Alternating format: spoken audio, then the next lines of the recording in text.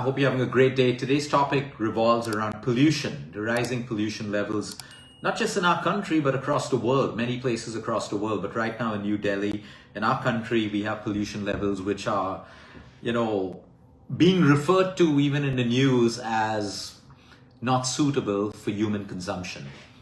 This is serious. I'm not here to put more fear into your head. The science is real between pollution and lung cancers and infertility and hair fall and skin problems and respiratory disorders and the worsening of COPDs and emphysema and all of that stuff. We know this. The science is real. But what we got to focus on is not fear, but what are the solutions? It is sad. It is very sad that pollution is at this level right now because the number one nutrient for the human body for survival is oxygen. We can live without food for a while. We can live without water for a while, but without oxygen, 4-5 minutes, we're dead. And that oxygen is now compromised. But let's see what we can do, because right now a lot of my fellow clients, my people, a lot of people in New Delhi are suffering from this. It is even affecting the birth of young babies or babies, their birth weight, how their health is going to be and all of that stuff. But right now, let's, like I said, move into solution mode. What are some of the easiest things that we can do? And to make it easy, because we've done a lot of research for this, because we handle patients with lung cancer, COPD, emphysema around the world. So we've actually taken a lot of that information and we put it into one simple document that has simple recipes for certain teas that can help you break down congestion, mucus, clear your lung pathways. What we're going to do is fit that into the thread after the video so that you can click on that and you can find out exactly what you can start doing right away.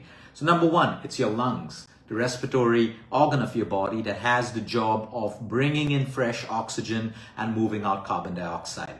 Okay, so what happens is when our lungs are compromised, we cannot push the right amount of oxygen to trillions of cells that require them. So then we start to have problems, which is everything related to the lack of oxygen. Now over here, we're getting impure air. So what's going to happen? It is natural for the lungs to produce more phlegm and more mucus, because the job of the mucus in the lungs is to trap air particles, okay, to filter it out. It traps it, and then we either cough it out, we spit it out, or it comes out through our nose. That's how the mechanism works. So mucus is not a bad thing, but too much of mucus can hurt us. And that's what's happening. Because the more pollutants that we're breathing in, the more our lungs' natural intelligence would be to produce more and more mucus. So now if we can help the lungs to break down that mucus efficiently, we can take the burden off us. Sometimes that excess mucus can now be infected, and then we'll need antibiotics. Then we need steroids and all of that stuff. And if you have those symptoms, please see your doctor, because prevention is better than cure. I know a lot of people who ignore their lung symptoms, and by the time they decide to go to the doctor, they've lost 50% capacity of their lungs, or 60% or 70%. So you want to make sure prevention is better than cure. See your doctor if you're having a problem. But now let's break it down into lifestyle solutions. Number one, the most effective way to detoxify your lungs is your own breathing. Most of us breathe the wrong way. Shallow breathing. If I ask you right now, how are you breathing? You're not breathing to your full capacity. So right now, you're not utilizing your lungs the right way. Now, because I said that, you'll probably take a deep breath. That's how we should be breathing. To keep our immune system smart, inflammation low, body energized, ATP molecules being formed through the mitochondria. That's how it works. The better the breath, the better our life is. Now, there are many breathing techniques, and I'm also going to share a video after this. You can click on the link after this, which teaches you simple morning breathing exercises, okay, that helps you to detoxify your lungs. Let me give you two examples right now. The pursed lip breathing. So I inhale through my nose, then I purse my lips and I exhale. So just think you're blowing off a candle, okay? You do about 6 to 8 counts of this. The second powerful breathing exercise that I want to give you is the Ha method. So I inhale, and as I exhale, I reach the end of my exhale, I forcibly push out. So I make the Ha sound until I can. Now, if you already have a lot of erratic coughing, like really bad coughing, don't do the second method of breathing. Okay? In fact, sometimes when you cough, try to be mindful of how you cough. If you cough out of control, you actually weaken your lungs. Okay? Sometimes it is out of control because of the nature of the cough.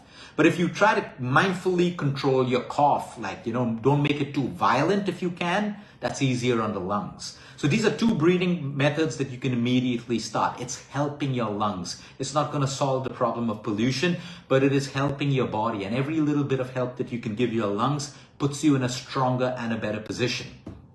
Exercise, absolutely good for you, but not outdoors. So exercise at home. Even your deep breathing exercises, do not make the mistake of opening your window, going on your terrace because your surrounding area is polluted. You will have to do it inside your home with your indoor air, which I'm hoping is of a better quality. Okay? Yes, use air purifiers if you have access to them. When it comes to foods, there are powerful, scientifically and medically proven foods that can help you with your lung health, whether it's breaking down mucus to improving the health of your lungs. We're talking about apples, we're talking about pineapple, we're talking about dates, we're talking about all the cruciferous vegetables, your broccoli, your cabbage, your cauliflower, your radish in a cooked form. We're talking about black pepper. We're talking about turmeric. Now, please don't overdo it like a lot of people overdid it in the pandemic. Just because turmeric sounds good, it doesn't mean if you have more, you're not going to get COVID. It doesn't mean if you have more turmeric, your lungs are going to get better. You need it in the right proportion. In the document I share with y'all, it has many recipes of very powerful lung teas that you can make that don't have caffeine in. But coming back to caffeine, black coffee is excellent for your lung health. So if you're a coffee lover, make sure that you don't miss that 1 cup of coffee or the 2 cups of coffee. Okay, without sugar, without milk. That's how it works for your lungs. We have a couple of black tea recipes. Green tea, good quality green tea is also excellent for your lungs. Having a little bit of bishop's weed, that's called ajwain in India. Okay, if you're doing steam inhalation, which is fabulous for your lungs right now, don't overdo it. Once a day, max twice a day. Too much of steaming will actually harm you. But in the water that you're breathing or inhaling, try to put some ajwain seeds in and inhale the fumes of the ajwain. That can also help you open up your pathways and loosen up mucus in your system. Saltwater gargling is also excellent for you. Okay, you put some pink salt or rock salt in warm water and you gargle for about 30 seconds, 3 or 4 times. That's also great for you. So these are little things that you can start to do. And of course, there's precaution. Try not to go out if you can.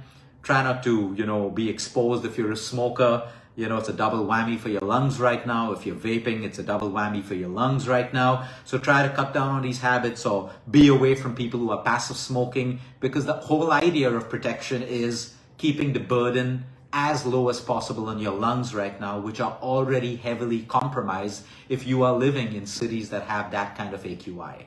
So it's always what we can do better to help. There is no one food that's going to change your lungs overnight. It's these little things that you can do.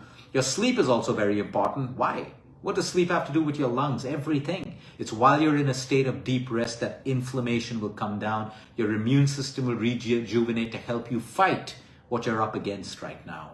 So there are all these little things. I spoke a lot about these things in the thread of my video. Once I end the call, in the next 30 minutes, we'll have the links up for you to check, the breathing exercises up for you to check. The only thing that you need to do is do it.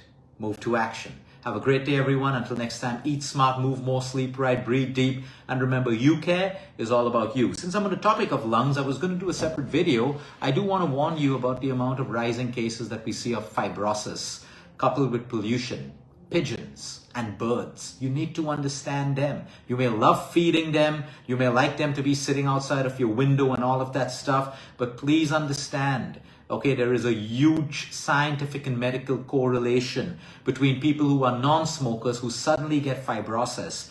And then we have to ask them to check about their proximity with pigeons and other birds. And there is a huge correlation. So please understand, if you have weak lungs, you do not want to expose yourself to pigeons, feeding pigeons, if you have them on your air conditioners out of your home, because every time you open your window and the wind blows, it is also blowing in a lot of these spores and a lot of these infections from the pigeon, their feathers or their droppings into your home, and then you're breathing that.